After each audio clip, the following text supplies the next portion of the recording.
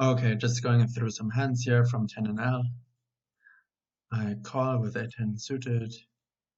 On the flop, as we're multi-way, I raise about 4x. So just one caller. You can have flush draws, straight draws, and overpairs. Here, as he's still got some, for example, Jack 9, Jack Queen, aces, kings, I decide to bet about a half to a third. So he still calls with, for example, the kings and diamond, aces, diamond, jacks and a diamond. Against a raise, I would probably have to fold. And on the river, I guess I could bet again, but I think it's quite close and he could bluff raise. So I decide to check back. Maybe a bit nitty. And he had kings with a diamond. Next hand, I open under the gun. It's a bit loose with ace-3. When I hit, I decide to check back because people rarely check with their aces or a very strong hand here.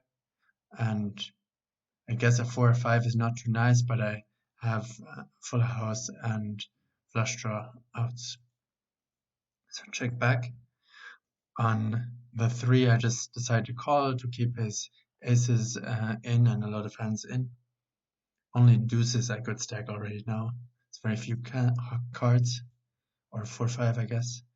And then on the 9, he decides to bet about half pot. He's probably got an ace, maybe thin value with like 10s or something. Probably not, as I could still have kings or queens. I of course raise quite large in case he does have a straight or full house somehow or two pair. And he tanks and he calls with ace-10, which shows that just my hand looks quite fishy if I check back the flop with such a strong hand. He will not expect it. So it's good to also check back the flop with a very strong hand sometimes. Next hand, I open button. I c-bet to simplify the hand, and I can call raises because of the backdoor flush and straight draws. I do get the raise. He checks the turn. This gives me the info that he probably has a jack. He would probably barrel lots of bluffs. Maybe also some gut shot like queen 10, queen 9, 9, 7, something. Or he's scared to continue barreling on the king, which hits me. I check back. And the 8-8s, he checks. This point, he's probably got a jack, maybe even a king. So I bet quite big. I don't want to fold out a jack though, so I don't want to go more than pot. So I go for 70%, 80%. And I get the call from ace jack. Next hand, I have ace king. I squeeze. Could go a bit bigger. Get the 4-bet. I call out of position. It's a good flop. Definitely check calling against a small bet. What has he got? He's got ace king, ace queen, pocket queens, kings, aces. The turn comes less than pot behind. I could dunk, but I want him to bluff. Let's say he has 6-7 or something. It's a very good hand to check call, check call. He bets very small. For me, this is probably an ace, because with a bluff he'd probably bet bigger. So I could raise all in, but I just hope he puts me on 10s, checks, and bets river again. And he checks back, and honestly, I really like his play here with queens. He gets a cheap showdown by just betting 2 into 7, and my jacks, 10s are still in a difficult position. Even with kings, I might fold the turn. So I like his bet there. Which this does happen quite a lot. If people in 4-bet pots bet very small suddenly on the turn, it's very likely that they're going to check back the river. So just be aware of this behavior. I've seen it a lot actually. I do it myself too. Okay, I call. Here immediately I raise because maybe expects me to slow play on a rainbow board. And I get 3-bet, which is it's a big 3-bet. It's a little uncomfortable. He has a lot of 7 actually, 7 king, 7 ace, 7 jack. It all opens on the button, so I can only call here. Do bet beat a 10 or pocket aces or something though. Ace comes. He checks back. For me, this makes him quite 10 heavy, or jacks, kings, or something, which just didn't want to give me a cheap check raise on the turn. And then I decided to bet big because I think every 7 or pocket aces, even pocket tens would have all bet the turn, trying to get value, hoping I have a 7. So I decided to bet big, so it looks like I missed with 8-9 or the backdoor flush draw or something. And he calls quite fast, and he has ace deuce, showing just how fishy my flop raise looks. So always raise the flop if it looks like there are no draws. It can usually add a lot of value. Especially he has so many pairs here, right?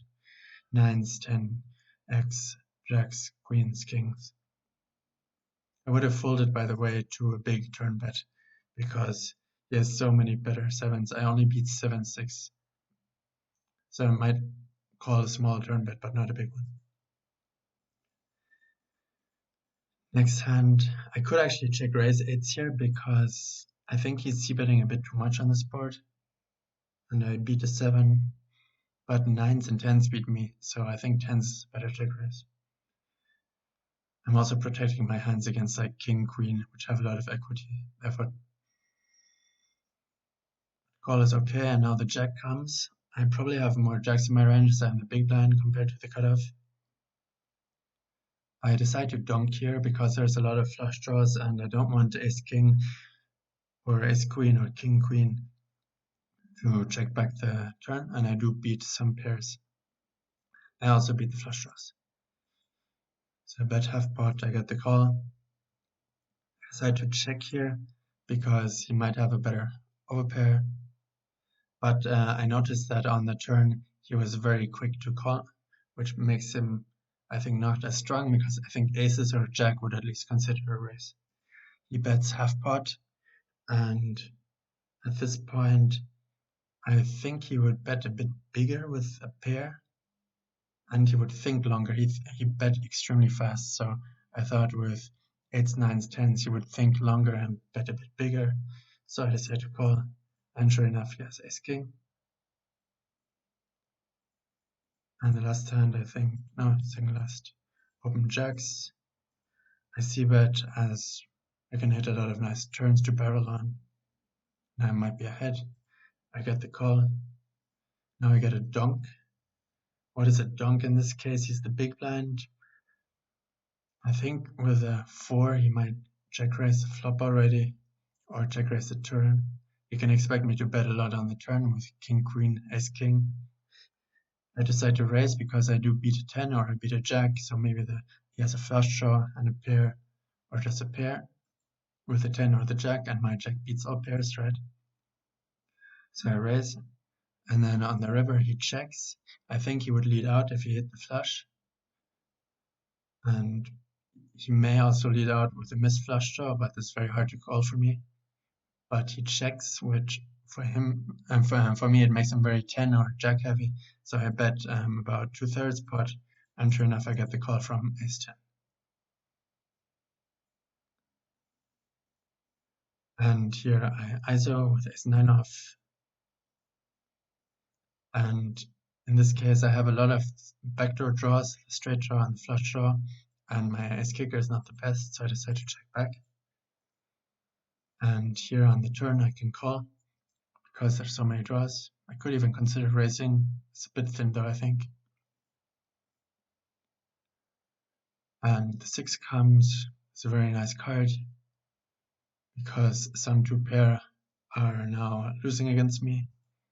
He decides to check, and I do bet for value because I beat a bunch of aces like ace deuce, ace 3, ace 4, even ace 5 I beat now, and I beat also some 8s or pocket 9s, pocket 10s maybe.